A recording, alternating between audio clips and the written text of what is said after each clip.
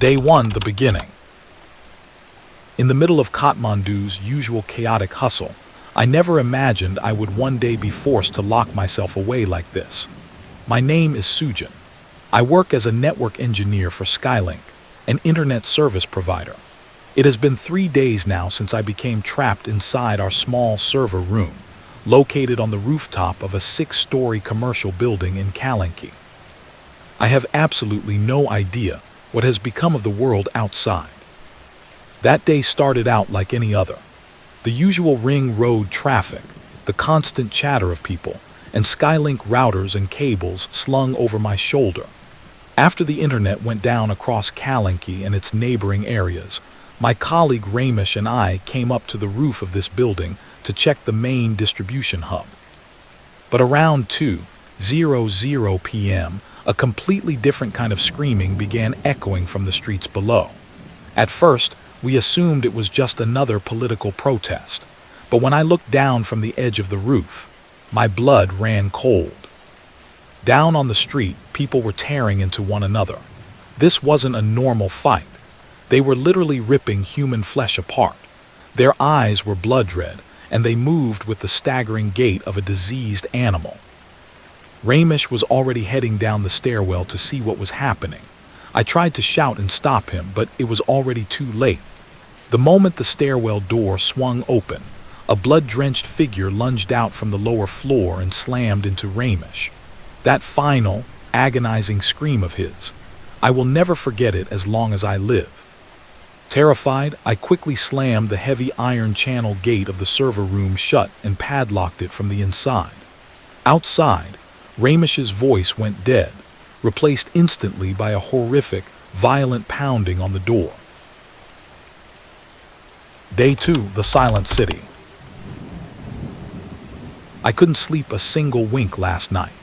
That thing stayed right outside the door until 2:00 a.m., relentlessly scratching at the metal with its nails. It wasn't until dawn that the sound finally drifted further away. I checked my phone first thing this morning. The battery is down to a mere 20%, but the most terrifying part, despite sitting right in the beating heart of Kathmandu, my phone displays no service.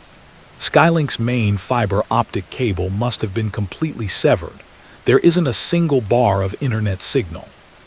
My connection to the entire city is completely dead.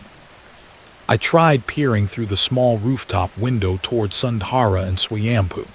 In the distance, plumes of thick black smoke are spiraling into the sky. The relentless, never-ending sound of Kathmandu's traffic horns has completely vanished today. The city feels dead and hollow, but beneath that eerie silence lies a terrifying undertone. I live alone here in Kathmandu. My parents are back in our village. I can only hope and pray that they are safe there. My own situation, however, is critical.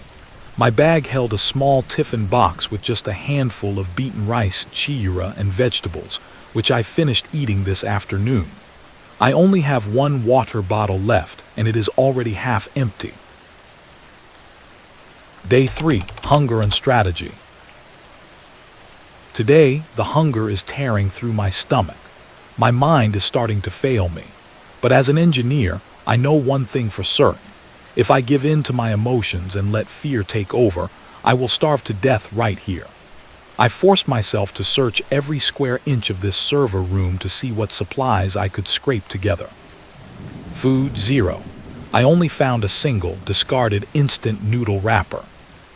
Water, my bottle is empty. But fortunately, a torrential downpour has just started outside. The air conditioner's drainage pipe extends out onto the roof.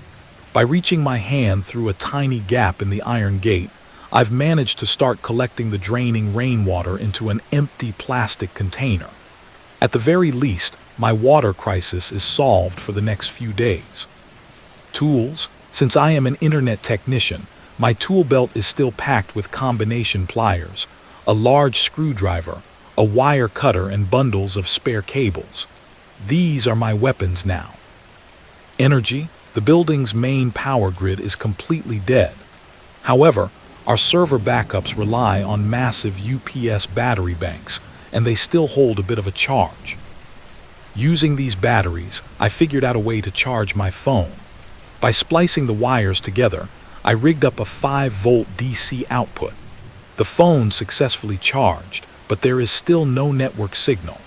I am going to use this phone as a digital diary now, hoping that if someone finds my body tomorrow, the world will at least know my story.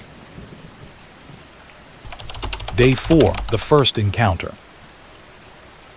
Today, my worst nightmare became a reality. Around afternoon, the rooftop stairwell door began shaking violently. I peered through the window. It wasn't Ramesh.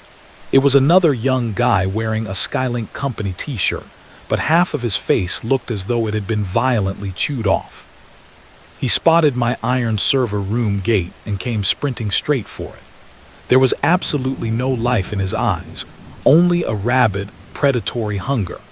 He rattled and slammed against the gate with such immense force that the concrete around the wall began to crumble and flake off. I backed away into the furthest corner, curling into a ball. My hand tightly gripped the large screwdriver. The gate is solid iron, but if he keeps hammering against it like this, it won't hold out for many more days. These tall Kathmandu concrete buildings, which we always assumed were safe havens, have become nothing but high-rise tombs today. Outside, the rain continues to pour, and that infected technician is sitting right outside my gate, emitting an eerie, guttural gurgling sound. I am sitting here in absolute stillness, trying to muffle the sound of my own breathing. Day 5, a glint of hope. Today is the 5th day. That infected guy finally wandered off toward the far corner of the roof this morning, likely drawn away by some sudden noise down on the street. With him gone, I tried a new tactic. We had an old walkie-talkie handset sitting in our hub that hadn't been charged or used in months. Using the power from the UPS batteries, I managed to successfully wire it up and turn it on. At first, nothing came out but a wall of harsh, broken static. But then at around 3:00 p.m. today, a faint, heavily distorted voice broke through the speaker. "Hello? Is anyone out there? We are in the Maharajganj area. Safe." The audio cut out right after that and the static returned. But it proved one vital thing to me. I am not alone. Amidst the total ruin of Kathmandu, there are still people out there who are alive and fighting back. I refuse to just sit in this room and wait to die. I have water, I have tools, and now I have a destination.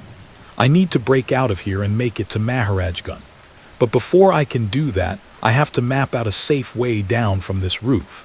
The streets below are crawling with those monsters. I picked up my backpack and strapped it on tightly. I gripped the screwdriver firmly in my hand. Tomorrow, I am unlocking this door. Either I am going to survive or I am going to become one of them. SkyLink Logbook Day 5, signing off.